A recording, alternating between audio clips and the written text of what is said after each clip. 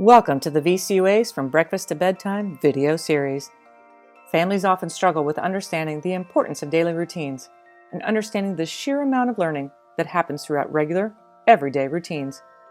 In this video, we'll help families understand what their young child is learning through bedtime routines.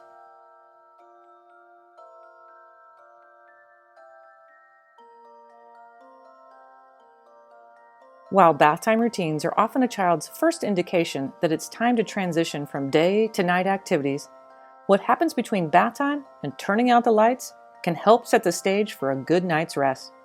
After all, bath time is not the only way children wind down from a long day of learning and stimulation. Healthy bedtime routines can signal to the body and the brain that it's time for sleep. Consistent nightly bedtime routines help regulate overstimulated minds and tired bodies, but also help a child feel safe, secure, and in control. Even after a bad day, the minutes a child spends with parents and caregivers before sleep can help reframe a negative situation into something much more positive. Providing a child with meaningful and calming routines each night supports resilience and allows a child to bounce back in the morning and be ready for a brand new day.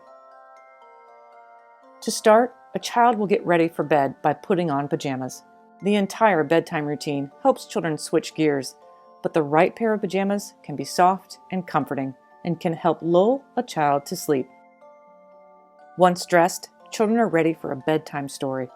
If a child is old enough, they can choose which story they prefer. It's important to encourage children to make a choice, even if that's just through pointing. Making choices helps children feel in control of their life. Some children might prefer the same story over and over.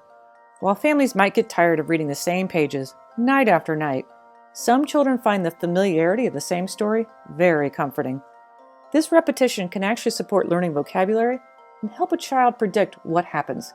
So don't worry if a child wants to read their favorite story night after night after night. Once snuggled in bed, parents and caregivers sit close by the child's side and begin to read the story. While a child learns many different things from this time together, one of the most important for young children is a skill called joint attention. Joint attention is when two people are looking at the same item or activity or event or person and have a shared moment of understanding. While reading a story together, a child and their caregiver are sharing attention on the book in front of them. Joint attention is one way children learn more about the world around them, and it applies to many different activities at both home and school. Storytime is also a wonderful opportunity for back and forth interactions, or what is often called serve and return.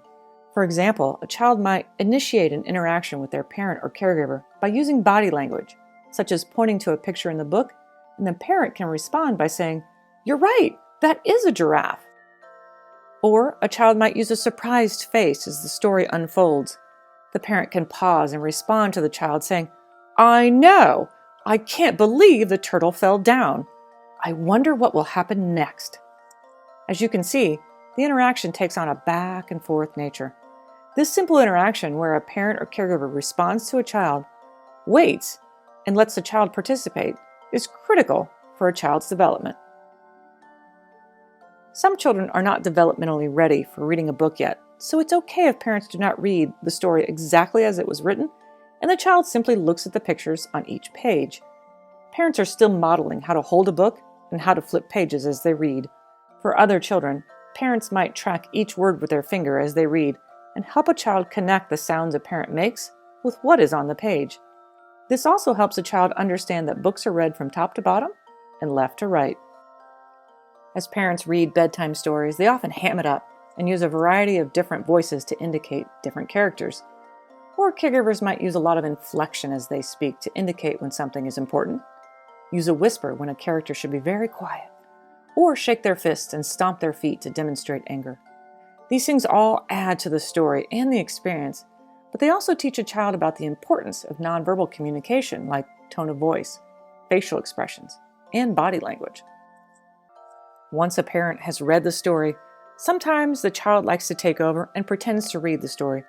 The child is showing what they've learned, including how to hold a book the right way, how to flip pages as they go throughout the story, or they can even demonstrate that they know the sequence of what happened first, next, and last by retelling and summarizing the story. When story time is over, parents and caregivers often snuggle closer and ask questions like, "Did you have a good day?" This last conversation allows families to guide children through the events of the day and helps children process what happened. As children recollect and reflect, it helps them make sense of the events in their life. This reflection also allows children an opportunity to problem solve or navigate complex thoughts and emotions with their family. Parents and caregivers are able to provide hugs or reassurance for bad days and support a child's resilience. Families can also support a child by reframing negative thoughts and helping a child understand what might be different when they wake up. Something as simple as a conversation about what happened today and what might happen tomorrow helps children understand complex concepts like time, the past, and the future. As you can see, families can provide a child with many important learning opportunities throughout consistent bedtime routines. These last few moments before a child goes to sleep provides a sense of closure to the day and prepares children for the possibility of tomorrow. Some tips for parents include: try to consistently start and end bedtime routines at about the same time every night. This fosters a sense of safety and security, but also promotes good sleep habits for young children. Consider a child's sensory needs when picking out pajamas, bedding, or even the use of a nightlight. Some children may be sensitive to fabrics, may get too hot while sleeping, or may be too distracted by too much light. Remember, bedtime routines should be comforting and help lull a child to sleep. Try to keep TVs out of a young child's room. It can be difficult for children to get to sleep in the same room where they watch TV and movies. For more information about what children learn through routines, check out all the other videos in our From Breakfast to Bedtime series at www.vcuautismcenter.org/earlychildhood.